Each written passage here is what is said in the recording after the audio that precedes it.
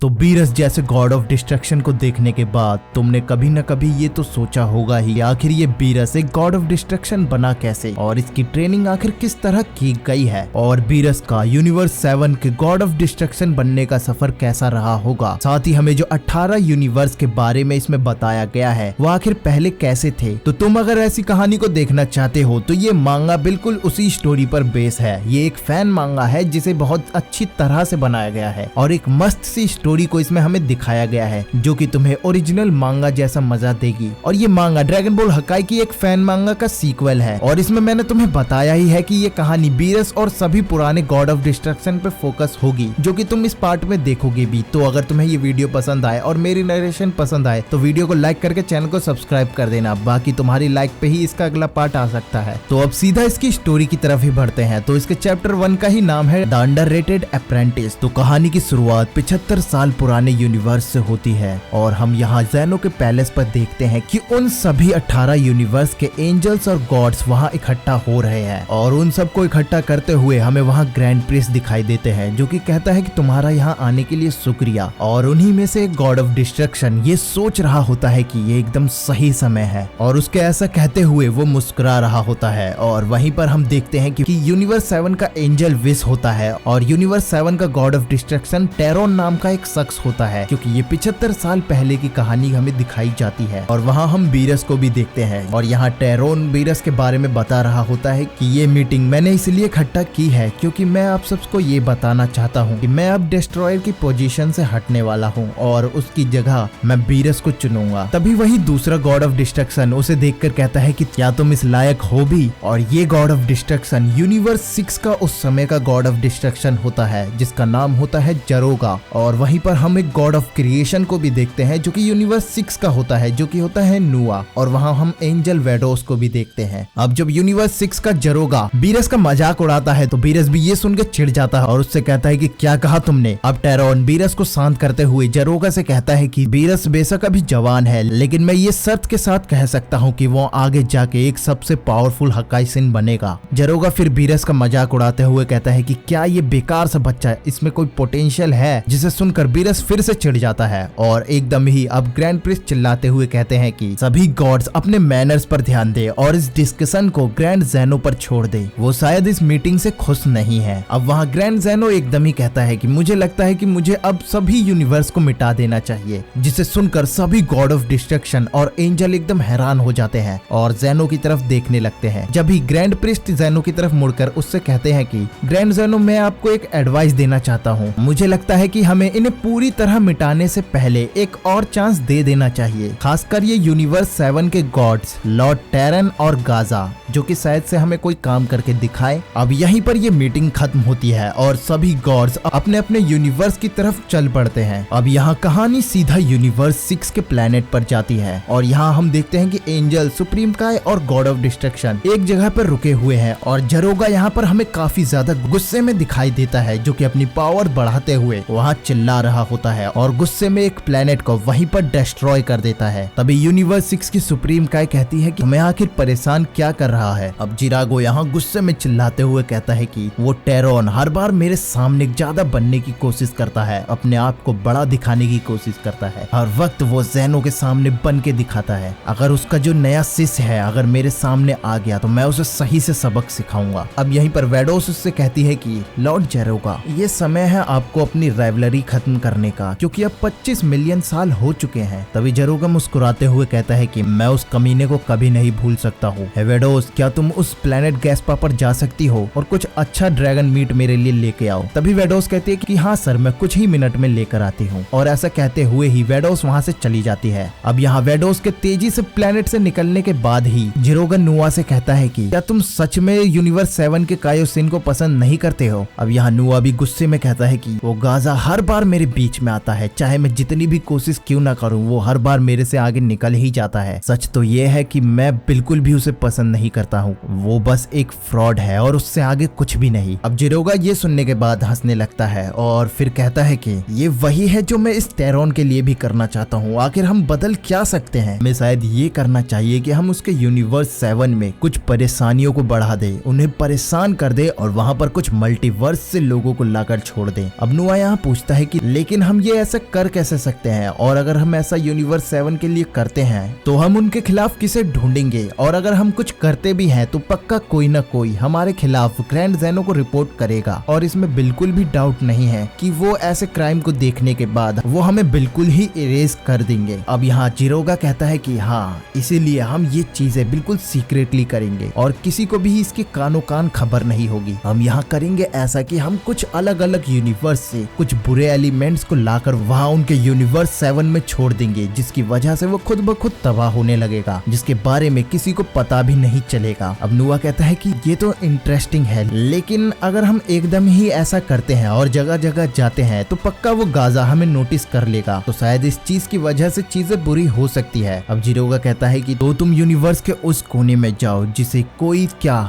Grand priest भी नहीं देख सकते हैं, और तुम जानते हो कि मैं किसकी बात कर रहा हूँ। अब यहाँ नुआ ये सुनकर हैरान होता है कि क्या आप उसकी बात कर रहे हैं। जिरोगा हंसते हुए कहता है कि हाँ, मैं उसी की बात कर रहा हूँ। अब ऐसा उनके बात करते हुए ही कहानी सीधा अब यूनिवर्स 7 के गॉड ऑफ डिस्ट्रक्शन के प्लेनेट पर चली जाती है, जहाँ हम बड़ी तेजी से फाइट्स होते हुए देखते हैं और काफी धमाके होते हुए देखते हैं, जो कि बीरस और गॉड ऑफ डिस्ट्रक्शन टेरोन के बीच में हो रही होती है, जहाँ बीरस की ट्रेनिंग चल रही होती है। और वहाँ हम देखते हैं कि टेरोन एक पावरफुल पंच बीरस के पेट पर दे मारता है, और मारने के बाद वहाँ उससे कहता है कि क्या तुम थोड़े नर्वस हो बीरस, तुम खुद को शांत करो, अगर तुम सिर्फ अटैक करते रहोगे तो तुम बिल्कुल सोच नहीं पाओगे और अपनी एनर्जी को बिल्कुल वेस्ट कर दोगे, तो बिल्कुल शांत रहो। अब बीरस उस पंच को खाने के बाद काफी ज्यादा गुस्सा हो जाता है और कहता है कि बकवास बंद करो, और ऐसा कहकर एक डिस्ट्रक्शन अटैक को बनाता है और उसे बड़ा करते हुए हक्काई कहते हुए सीधा टेरोन की तरफ फेंक देता है, जिसे टेरोन देखते हुए स्माइल करते हुए कहता है कि तो तुम हक्काई को इस लेवल तक यूज कर सकते हो। अब जैसे ही टेरोन ये कहता है, बीरस सीधा वो अटैक टेरोन की तरफ फेंक देता है, जिसको टेरोन बड़े आराम से देखता हुआ रोक देता है और एक ही हाथ से रोक कर वापिस बीरस की तरफ ही फेंक देता है, जिसे बीरस डॉज करते हुए ही सीधा टेरोन की तरफ बढ़ता है और एक पावरफुल पंच उसके चेहरे पर दे मारता है, और टेरोन भी एक अटैक बीरस के चेहरे पर मारता है, जिसे खाकर बीरस सीधा बड़ी तेजी से जमीन से आकर टकराता है और कहता है कि आखिर तुम चाहते क्या हो। अब यहाँ विस कहता है कि क्या ये तुम्हारे गुस्सा करने की वजह, क्या इसका उस मीटिंग से कुछ लेना देना है मिस्टर बीरस। अब यहाँ बीरस चिढ़ा हुआ और गुस्से में कह रहा होता है कि मुझे वो बेवकूफ बिल्कुल भी नहीं पसंद आया जिसने मेरे को हल्के में लिया, मुझे पता है कि उसके सिवा बाकी सभी भी ऐसा ही मेरे बारे में सोच रहे होंगे। अब यहाँ टेरोन बीरस से कहता है कि मुझे नहीं लगा था कि तुम इतने ज्यादा कमजोर होगे। बीरस उसे देखकर कहता है कि तुम आखिर कह क्या रहे हो, मैं इस यूनिवर्स का सबसे पावरफुल मॉर्टल हूँ। टेरोन फिर बीरस से कहता है कि फिजिकली हाँ, लेकिन साइकोलॉजिकली बिल्कुल नहीं, तुम बहुत ज्यादा वीक हो। चलो मुझे एक बात बताओ, अगर तुम्हारे सामने कोई ओपोनेंट बैटल के बीच में तुम्हें किसी चीज के बारे में चिढ़ाने लगता है तो तुम क्या नर्वस होके उस पर सीधा बिना सोचे समझे अटैक करने लगोगे? और अगर तुम ऐसा करते हो तो तुम बिल्कुल इजी टारगेट बन जाओगे। अगर तुम एक गॉड ऑफ डिस्ट्रक्शन बनना चाहते हो तो तुम्हारे स्ट्रेंथ के साथ साथ तुम्हें अपने दिमाग पर भी फोकस करना होगा और खुद को काम रखना होगा। बीरस कहता है कि क्या तुम मजाक कर रहे हो, मैं ऐसी हक्काई कभी यूज नहीं कर पाया था, और ये जो पावर लेवल जो मैं यूज करता हूँ ये मेरे गुस्से से ही मेरे पास आती है, जो कि मुझे और पावरफुल बनाती है और मुझे प्रोग्रेस करने में मदद करती है। तुम ये भूल रहे हो कि ये जो तुम हक्काई पावर यूज करते हो वो असली डिस्ट्रक्शन पावर की सिर्फ एक कॉपी है। जब तुम एक असली गॉड ऑफ डिस्ट्रक्शन बनोगे तो तुम्हें ये एनर्जी, ये डिस्ट्रक्शन पावर अच्छी तरह से फील होगी, जो कि तुम्हारे बिना गुस्से से ही आएगी, जिसे तुम बिना गुस्से के ही अच्छी तरह से कंट्रोल कर पाओगे। अगर तुम हमेशा नेगेटिव सोचोगे तो तुम्हारी ही पावर तुम पर हावी हो जाएगी। अब यहाँ बीरस कहता है कि वैसे मुझे लगा था कि ये हक्काई को मास्टर करना सिर्फ डिस्ट्रॉय करने के बारे में सोचना है और उस बेवकूफ के बारे में सोचकर इन कामों को इजी बनाना है। अब यहाँ टेरोन फिर कहता है कि मुझे लगता है कि तुम इतने साल की ट्रेनिंग में आखिर कुछ नहीं सीख पाए हो। डिस्ट्रॉय करना सिर्फ फीलिंग नहीं है और ना ही सिर्फ किसी से हेट करना है, बल्कि ये समझना है कि यूनिवर्स की साइकिल आखिर किस तरह काम करती है, आखिर क्या डिस्ट्रक्शन करने से क्या दोबारा नया और अच्छा बन सकता है। और इन्हीं बातों को समझना ही एक गॉड ऑफ डिस्ट्रक्शन का काम है। एक डिस्ट्रॉयर को सब कुछ बैलेंस करना आना चाहिए। अब बीरस ये सुनकर वहाँ से जाने लगता है और कहता है कि मैं ये सब सुनकर एकदम बीमार हो गया हूँ, क्या विस तुम मुझे घर तक छोड़ सकते हो? टेरोन कहता है कि जाओ इसे घर छोड़ कर आओ, मुझे नहीं लगता कि इसकी ऐसी ट्रेनिंग कोई काम आ रही है। अब यहाँ विस और वीरस स्पेस में बड़ी तेजी से जा रहे होते हैं और यहीं पर विस बीरस से पूछता है कि क्या मिस्टर बीरस आप अभी भी नाराज हैं। बीरस कहता है कि मैं कैसे ना हूँ, आखिर उसने मेरे को कैसे कम समझा। अब यहाँ विस कहता है कि वैसे इन चीजों को आप इतना पर्सनली मत लो, और वैसे भी लॉर्ड जेरोगा का जो आपको चिढ़ाने का रीजन होगा वो आपको चिढ़ाने का नहीं होगा, बल्कि लॉर्ड टेरॉन को परेशान करने का होगा। क्योंकि सच्चाई ये है कि लॉर्ड टेरॉन और जेरोगा काफी जनरेशन से एक दूसरे के बड़े राइवल हैं। जिसे बीरस सुनकर हैरानी से कहता है कि क्या ये सच है। अब यहाँ विस बताने लगता है कि हाँ बिल्कुल, ये कहा जाता है कि वो दोनों यूनिवर्स 7 के ही मॉर्टल थे, और लॉर्ड टेरॉन और लॉर्ड जेरोगा की नस्ल एक ही पड़ोसी ग्रह से थी, और उन दोनों के पास प्राकृतिक संसाधनों की कमी थी। तो इस ही वजह से उन दोनों ने एक दूसरे से संसाधनों की मांग की, जिसको लेने के लिए उन दोनों में काफी ज्यादा लड़ाई हुई, और वो दोनों एक दूसरे के राइवल बन गए। और वो दोनों अपने नस्ल के सबसे ज्यादा पावरफुल और नेचुरल राइवल थे। बल्कि एक लड़ाई में तो उन दोनों के सभी लोग पूरी तरह से खत्म हो गए थे, और उनमें से सिर्फ वो दोनों ही बचे थे। और उस समय के हक्काई सिन इन दोनों को देखकर काफी ज्यादा चौंके हुए थे, और वो चाहते थे कि ये दोनों साथ मिलकर काम करें, लेकिन वो बिल्कुल भी काम नहीं आया। और वो हक्काई सिन जब मरे तो इन दोनों में एक और बहुत खतरनाक बैटल हुई,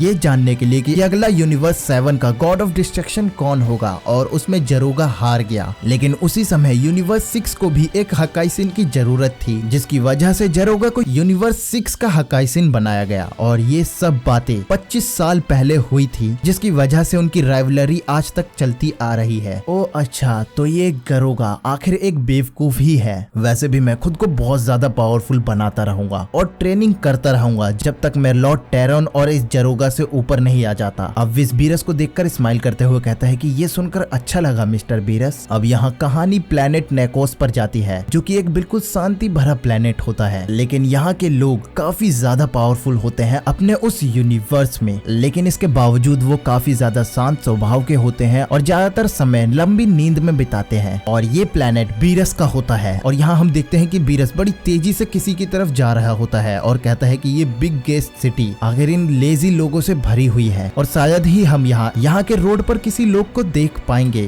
क्योंकि सभी के सभी सो रहे हैं, और मास्टर टेरॉन शायद ही मुझे सोने भी देंगे। अब यहाँ हम देखते हैं कि दूर जंगल में काफी तेज धमाका हुआ होता है, और वहाँ पर काफी बड़ा धूल का बादल बना हुआ होता है, जिसे देखकर बीरस कहता है कि वैसे लगता है कि कोई अपनी लेजीनेस को आज खत्म करने में लगा है। अब बीरस बड़ी तेजी से उसकी तरफ जाने लगता है और चिल्लाते हुए कहता है कि हे बेवकूफ, क्या तुम अपनी ट्रेनिंग में इस प्लेनेट को डिस्ट्रॉय करने वाले हो। अब यहाँ हम चैंपा को देखते हैं, जो कि बीरस को देखते हुए कहता है कि वैसे बेवकूफ, मैं जानता हूँ कि मैं क्या कर रहा हूँ। वैसे भी मेरे पास कोई और प्लेनेट या कोई एंजल नहीं है जो कि मुझे ट्रेन करे, या कोई गॉड जो मेरी पावर पर कंट्रोल करने में हेल्प करे। अब यहाँ बीरस और चैंपा आपस में बात करने लगते हैं, और बीरस कहता है कि क्या तुम अभी भी नाराज हो कि तुम्हें चूज नहीं किया गया। वैसे जब विस और टेरॉन यहाँ आए थे तो तुम वहाँ लोगों के बनाए हुए खाना खाने में व्यस्त थे। अब यहाँ चैंपा कहता है कि ये मत भूलो कि हम दोनों ने ही मिलकर उस मॉन्स्टर को हराया था, लेकिन उन्होंने सिर्फ तुम्हें ही चूज किया। ये बिल्कुल गलत है।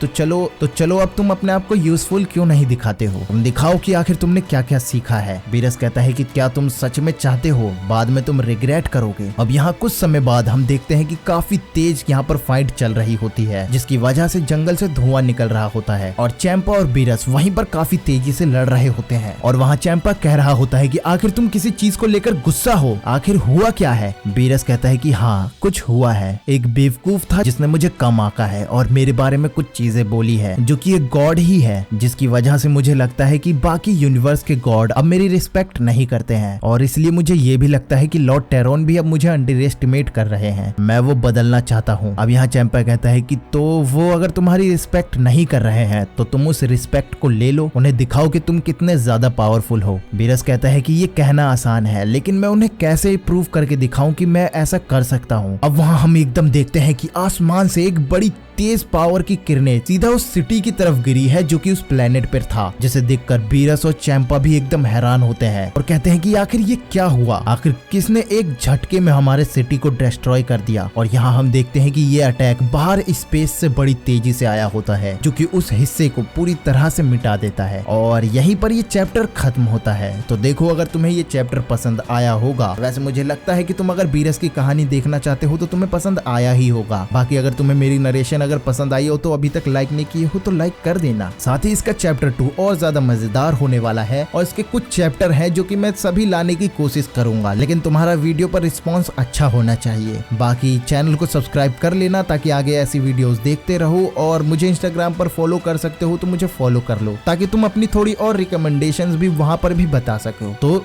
मिलते हैं अगली वीडियो में।